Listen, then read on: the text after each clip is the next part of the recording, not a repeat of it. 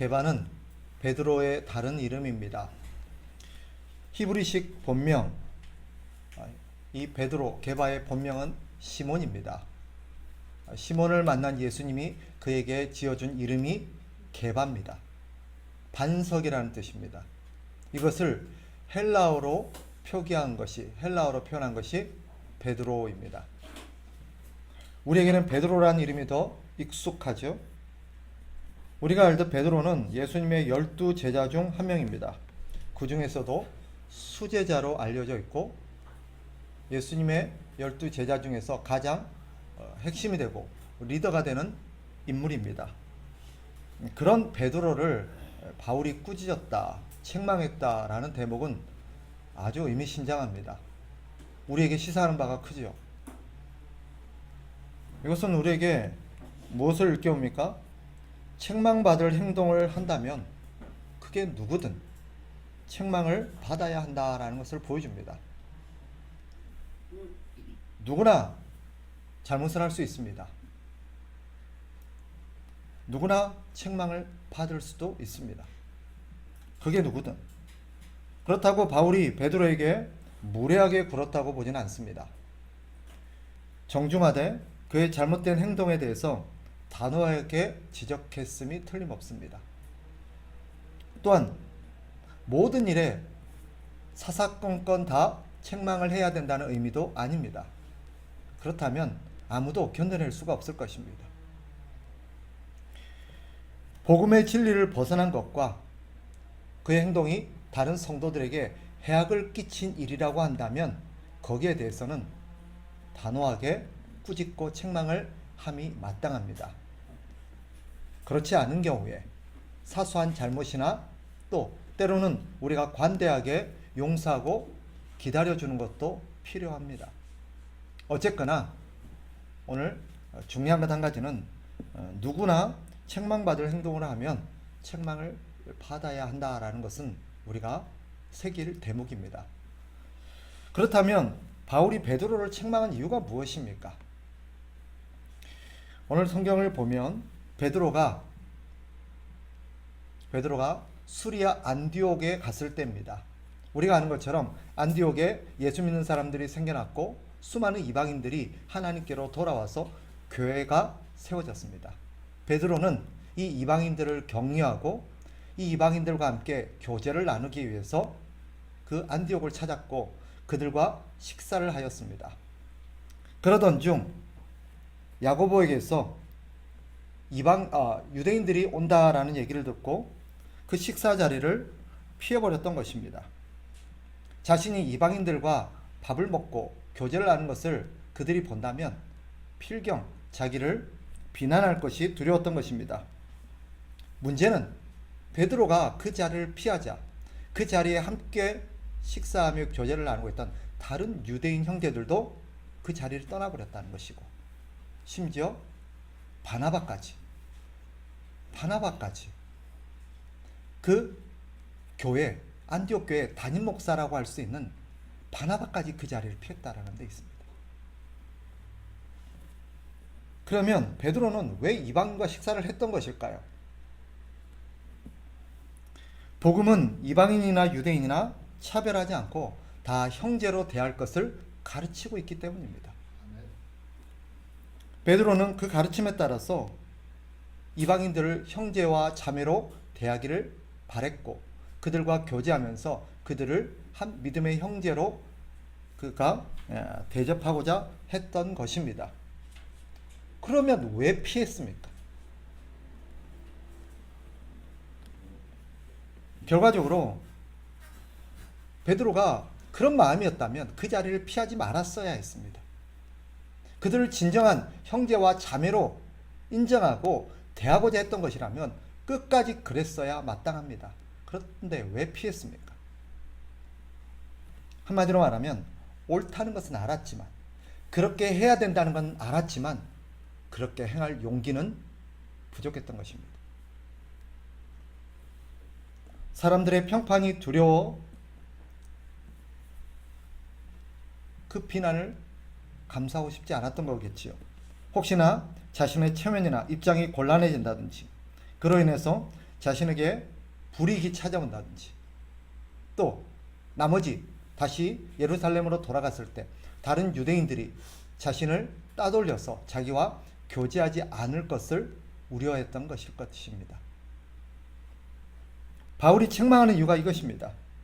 옳다면 네가 복음을 믿고 그 복음적으로 옳다라고 네가 믿는다면 그렇게 했어야 한다는 것입니다.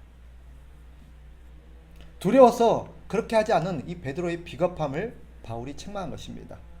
말로는 십자가를 말하면서도 십자가의 정신으로 살지 못하는 위선, 더군다나 바울이 꾸짖는 또 하나의 이유는 이 베드로 한 사람의 잘못으로 끝난 게 아니라 이 베드로의 잘못된 행동이 다른 형제들에게도 악영향을 끼쳐서 그들 또한 이 위선, 외식에 동참하게 만들어버렸다는 대목입니다. 베드로의 모습은 오늘 우리들을 돌아보게 합니다. 사실 부끄럽고 인정하고 싶지 않지만 우리들에게도 이런 위선적이고 이런 비겁한 행동들이 적지 않게 나타납니다. 여기서 자유로울 수 있는 사람이 누가 있을까 싶습니다. 실제로는 하나님을 사랑하지 않으면서도 사람들 앞에서는 하나님을 사랑하는 척 행동할 때가 많습니다. 실제로는 형제들을 사랑하지 않으면서도 형제들을 위하고 걱정하는 척 할 때도 많이 있습니다. 실제로는 말씀에 순종하고자 하는 마음이 없으면서도 사람들 앞에서는 자신이 말씀대로 살려고 애를 쓰는 척 할 때도 있습니다. 실제로는 돈을 의지하고 살면서도 하나님의 은혜를 의지하며 살아가는 척 할 때도 있습니다. 이런 일들이 얼마나 많습니까? 그 외에도 사실 거론하기에도 부끄러운 그런 우리의 위선적이고도 비겁한 행동들이 너무 많습니다. 복음이 우리에게 가르치는 것이 무엇입니까? 15절, 16절 같이 한번 읽어봅시다. 복음은 우리에게 이렇게 가르칩니다. 15절, 16절 시작. 우리는 본래 유대인이요 이방 죄인이 아니로되 사람이 의롭게 되는 것은 율법의 행위로 말미암음이 아니요 오직 예수 그리스도를 믿음으로 말미암은 줄 알므로 우리도 그리스도 예수를 믿나니 이는 우리가 율법의 행위로서가 아니고 그리스도를 믿음으로써 의롭다함을 얻으려 함이라. 율법의 행위로서는 의롭다함을 얻을 육체가 없느니라. 아멘. 바울의 말은 정리해 보면 이런 의미입니다. 맞다. 우리는 유대인이다. 유대인으로 태어났고 어려서부터 율법을 배우고 율법을 지키며 살려고 애를 써온 사람들이다. 그러나 그것 때문에 우리가 하나님의 백성이 된 것도 아니고 의롭게 된 것도 아니고 구원에 이른 것도 아니다. 우리가 의롭게 된 것은 오직 예수 그리스도의 십자가 은혜 덕분이 아니더냐. 우리가 유대인이라는 것, 우리가 평생을 율법을 배우며 지켜왔다는 것, 그것은 사실 이 의롭게 되고 구원을 이름에 아무런 도움이 되지 않는다. 그것은 아무것도 아니다. 그렇다면 예수님을 왜 믿고 의지했겠는가? 왜 다시 우리가 버린 것을 다시 주워 담으려고 하느냐? 이것이 바울의 논지입니다. 오직 예수님의 십자가 희생으로 죄 용서를 받습니다. 오직 예수님의 은혜 덕분에 사람이 구원에 이르는 것입니다. 사람의 출신이나 그간의 노력, 그가 살아온 행적은 하나님의 은혜와 구원의 이름에 있어서 아무런 도움이 되지 않습니다. 신자는 이 진리를 믿는 사람입니다. 이 믿음대로 사는 사람입니다. 예수님은 당신의 삶을 통해서 이것을 잘 보여주셨습니다. 예수님은 사람들에게 복음을 전했고 복음은 유대인이나 이방인이나 차별하지 않는다. 남자나 여자나 차별하지 않는다. 그가 과거에 죄를 지은 사람이거나 안 지은 사람이거나 차별하지 않는다. 그리고 예수님은 실제로 그 복음대로 사셨습니다. 사람들이 기피하고 외면하는 세리들을 찾아서 그들에게 복음을 전했고, 기꺼이 그들의 친구가 되어서 그들과 함께 식사하며 그들과 교제했습니다. 당신을 향하여 손가락질하고 비난하는 사람들의 시선을 예수님은 의식하지 않았습니다. 사람들은 세리와 창녀들을 비난했고 손가락질했습니다. 그러나 예수님이 기꺼이 창녀에게도 손을 내밀고 그 역시 하나님의 딸임을 선언했습니다. 아무도 찾지 않고 유대인들이 무시하고 개처럼 취급하며 업신여기던 사마리아 사람들에게도 예수님은 찾아가셨고, 그 중에서도 한 여인을 만나서 그 역시 하나님의 딸임을 선언하셨습니다. 복음은 그 사람이 어떤 출생 성분을 갖고 있는가를 보지 않습니다. 복음은 그간 그 사람이 어떤 일을 해왔고 어떤 삶을 살아왔는지, 복음은 그것을 연연하지 않습니다.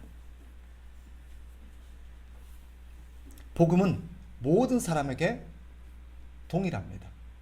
복음은 사람을 차별하지 않습니다. 믿으십니까? 정녕 복음을 믿으십니까? 믿는다면 그 믿음대로 살라는 것이 오늘 본문의 가르침입니다. 바울이 베드로를 책망한 이유입니다. 여러분, 오직 예수님 덕분에 죄 용서받고 예수님 덕분에 하나님의 자녀가 되었음을 믿으십니까? 그렇다면 자신을 다른 사람과 구별된 자기는 특별한 사람이라고 착각하시면 안 됩니다. 자신의 행위를 자랑하지도 인정받으려 해서도 안 됩니다. 다른 사람을 판단하려 해서도 안 됩니다. 다른 사람을 판단한다는 것 자체가 자신을 특별한 존재로 여기는 위선적인 행동의 결과입니다. 여러분, 저와 여러분이 하나님의 은혜로 산다는 것을 믿으십니까? 우리의 노력이 아니라, 우리의 수고의 대가가 아니라 우리가 살아가는 모든 것이 하나님의 은혜에 달렸다는 것을 믿으십니까? 그렇다면 그 모든 것을 하나님께 감사하고 영광을 돌리십시오. 그리고 하나님을 믿고 의지하십시오. 여러분은 정녕 천국 백성이요 천국에서 살게 될 것을 믿으십니까? 그렇다면 이 땅에 소망을 두고 사셔서는 안 됩니다. 이 땅이 전부인 것처럼 이 땅의 것에 집착하고 이 땅을 위해서 살아가는 것은 합당하지 않습니다. 여러분, 정직하고 의롭게 사는 자가 하나님의 복을 받는다는 것을 믿으십니까? 하나님의 말씀에 순종하면 그 말씀대로 사는 자가 복을 받는다는 것을 믿으십니까? 그렇다면 하나님의 말씀에 순종하며 사셔야 합니다. 하나님의 말씀대로 우리는 정직하고 의롭게 살도록 힘써야 돼요. 하나님의 말씀에 순종하지 않으면서도 하나님의 복을 기대하고 하나님께서 복을 주시지 않는다라고 하나님 앞에 푸념하는 것은 위선적인 행동입니다. 마지막으로, 여러분, 하나님이 저와 여러분의 주인이심을 믿으십니까? 그렇다면 하나님이 하라고 한 대로 순종하십시오. 그것이 하나님을 주인으로 모신 자의 마땅한 태도입니다. 하나님이 주인이라고 하면서도 모든 것을 내 것이라고 말하고 내 뜻대로 하려고 하는 것은 하나님의 주인 되심을 인정하지 않는 위선적인 행동입니다.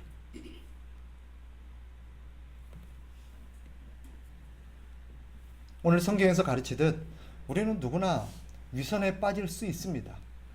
그래서 주의하셔야 합니다. 사도조차도 그런 위선에 빠졌다면 하물며 우리겠습니까? 그러니 우리는 항상 나도 얼마든지 위선적인 삶을 살아갈 수 있음을 기억하고 겸손하셔야 합니다. 다른 사람을 함부로 판단해서는 안 됩니다. 그리고 오늘 성경이 우리에게 가르치는 것처럼 하나님께서 바울을 통해서 베드로를 꾸짖으신 것처럼 너희가 정녕 믿는다면 믿는 대로 살라 하는 것이 하나님의 뜻입니다. 그것이 참된 믿음입니다. 말과 행동은 다른 것은 결코 참된 믿음이 아닙니다. 그것은 위선입니다. 우리는 사람들 앞에서 믿는 척 할 수는 있지만 하나님은 그것을 절대 믿음으로 간주하시지 않으십니다. 우리의 불신앙적 행동은 필연 나에게서 끝나는 게 아니라 또 다른 누군가에게 영향을 끼치게 마련입니다. 베드로의 행동이 다른 유대인 형제들과 바나바에게까지 악영향을 끼치고 그들마저도 자신의 그런 외식적인 위선적인 행동에 동참하게 만드는 악을 저지른 것처럼 우리 역시 그럴 수 있습니다. 나 한 사람으로 끝나는 게 아닙니다. 특별히 나의 말과 행동은 수많은 사람들이 보고 있음을 기억하셔야 합니다. 사람들은 나의 말을 믿는 게 아니라 나의 행동을 믿습니다. 말은 이렇게 하면서도 행동은 다르게 한다면 베드로가 이방인들을 찾아서 여러분은 우리 믿음 안에서 한 형제 자매입니다. 저와 여러분은 동등합니다. 모두가 하나님의 자녀요 하나님의 똑같은 사랑받는 자녀입니다. 라고 얘기해 놓고는 어떤 순간에 자신의 이익 때문에 그들을 피해버리고 그들을 모른 채 한다면 어찌 그것이 진실로 받아들여지겠습니까? 그 이후에 이 베드로의 행동과 베드로의 말을 누가 믿겠습니까? 어느 이방인들이 이 베드로의 말을 진실로 받아들이겠습니까? 우리가 말은 하면서도 행동을 다르게 하는 것은 우리 말이 거짓말이라는 것을 그들에게 항변하는 것입니다. 오늘날 한국 교회와 그리스도인들이 이 땅에서 지탄받고 손가락질 받는 것은 우리의 말이 틀렸기 때문이 아닙니다. 우리가 말한 대로 행동하지를 않았기 때문이고 그렇게 살지를 않았기 때문입니다. 천국이 있다고 말하면서 모두는 천국에 가야 된다고 말하면서 실제로 우리의 삶은 이 땅이 전부인 것처럼 살아가고 있지는 않습니까? 예수 믿으면 새 사람이 되고 삶이 변하고 정직해지고 착하게 살아진다 하면서도 실제로 예수 믿는 우리나 예수 믿지 않는 사람이나 차별이 없다면 다른 것이 없다면 누가 우리 말을 믿으려 하겠습니까?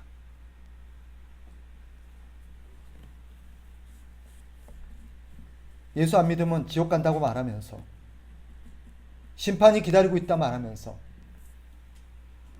정작 우리는 아무에게도 다급하고도 긴급하게 이 사실을 알리려 하지 않는다면 누가 그 말을 믿겠습니까? 믿는다면 믿는 대로 사셔야 합니다. 그것이 믿는 자의 마땅한 모습입니다. 말과 행동이 다른 것은 결코 진실된 믿음이 될 수 없음을 다시 한번 새기고 하나님께서 바울을 통해서 베드로를 책망하셨듯 오늘 말씀을 통해서 우리의 위선적인 믿음을 책망하고 있음을 다시 한번 가슴에 새기셔야 할 것입니다. 오늘 우리는 믿는 대로 살아가는 그런 하나님의 백성이 되기를 주의 이름으로 축복합니다.